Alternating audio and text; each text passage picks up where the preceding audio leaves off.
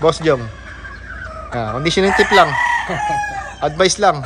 Ikaw ang maraming conditioning tip. Yung conditioning tip mo naman para may mapulot naman kami kahit ibang ano. Bilad-bilad lang, no? Rotation. Magandang kain. Yeah, magandang pagkain. Nilagyan yun ng ano, no? Carabao grass, no? Para para magandang tignan. Kaya nga, tsaka magandang tignan, no? Sige, nagpililinis ng ano, painuman.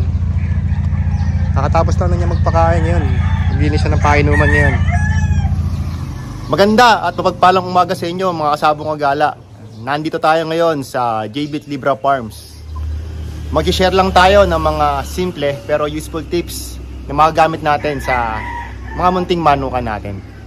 Tatanungin natin yung mga kaibigan natin kung ano yung ginagamit nila, no? Kung ano yung ginagawa nila, ginagamit para makopya din natin at ma-apply natin sa ating mga manukan. And maya-maya pupunta tayo sa Tondo, Manila sa May Bitas para may pakita sa inyo yung munting manukan nila, no, sa gilid ng Coliseo.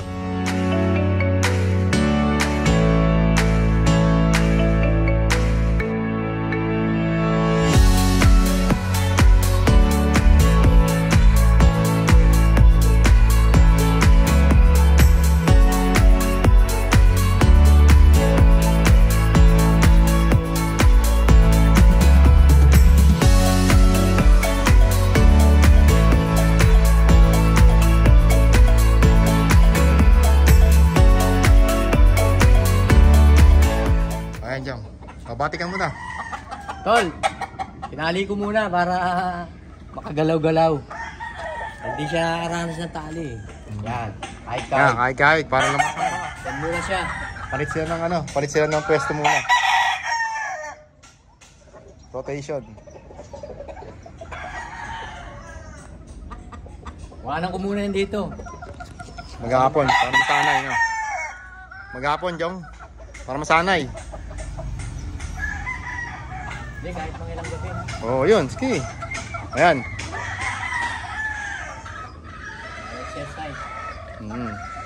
Ito, bagong ano. Dito? Diyan na mainit kaysa gray. Dun. Yun, hindi.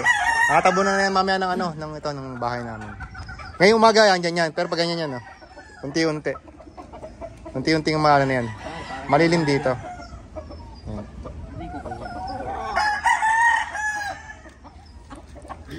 Ito, manok ni Boss Rolly. Inihahanda na. Sinasanay na sa ano, rotation. Galing sa ibang ano to, manukan yan. Wala na nga mag-picture yun. Medyo konting galaw-galaw pa.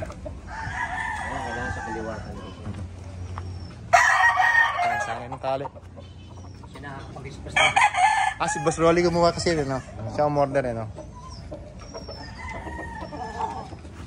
Ayan, Boss Rolly yan, no? Close up look. Ganda, ang ganda na ng tsura, ang ganda ng balahibo. Wala, konting ano na lang. Batak. Batak.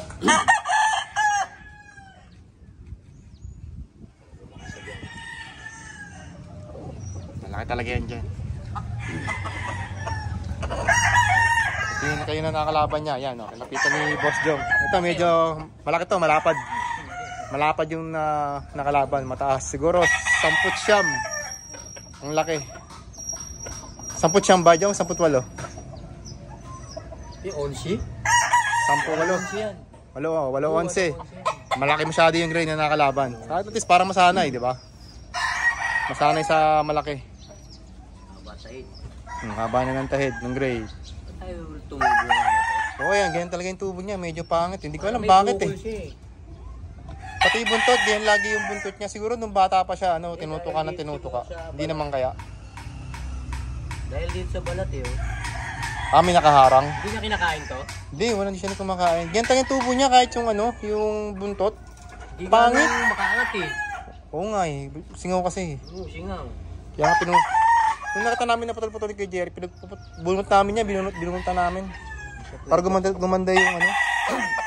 Tapos tumutubo, parang pangit na naman ng tubo. Pwede pag ano.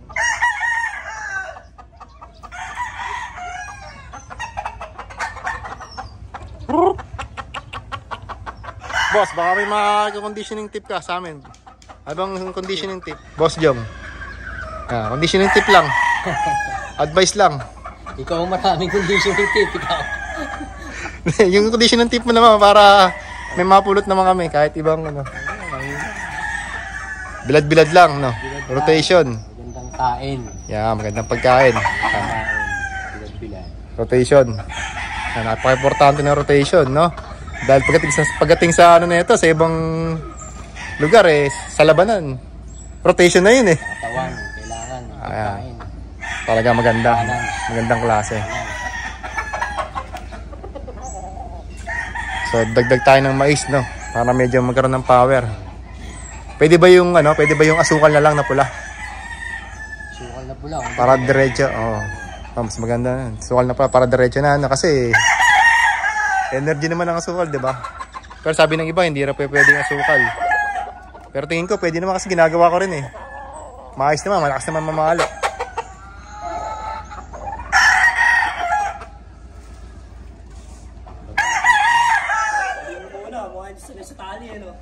Hindi pa nga sinasanay ng ano dyan. Nahanda-handa. Ito rin, handa-handa na rin natin to.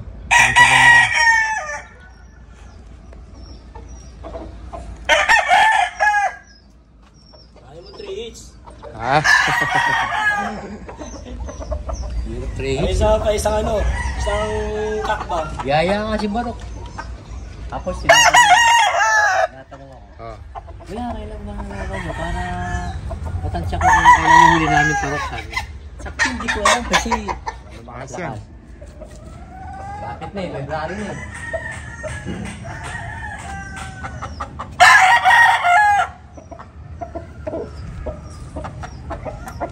Eggs diyan. Dito tayo sa Coliseo de Manila, sa Tondo, Manila. Yan, tingnan natin yung paligid. Ito yung paligid, no, ng Coliseo de Manila dito sa Tondo.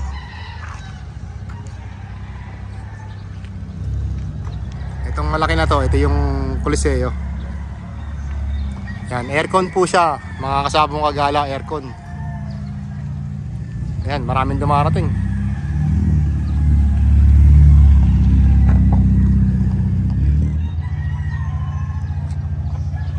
Nilagay yun ng ano, ng Carabao grass, no? Para para magandang tignan.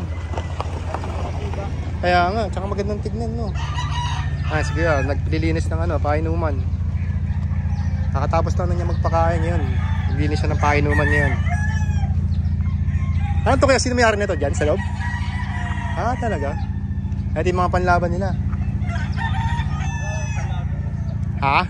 Ano yung nag-ibenta rin kayo? Puro ano lang talaga sa loob lang. Papaigit-igit si Kuya. Niligan nila ng Carabao grass. Para talagang ganda. Magandang tignan. Yan, mga sabong kagala, no? Bago kayo magpainan, lilinisin nyo muna. Ganda manukan, no? Sa Coliseo pala to. Sa Galog.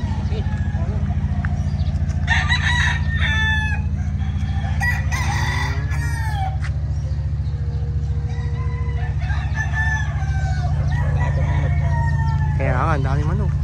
Ang gaganda pa. Meron din pala sa likod. Ang laki din pala. Isip na. Sa likod Ang laki. Tapos nilagyan nila ng Carabao grass. Bagong tanim lang yan no? Bagong tanim lang. No? Paalam tayo kay boss. Boss, videoan lang namin Boss, may-ari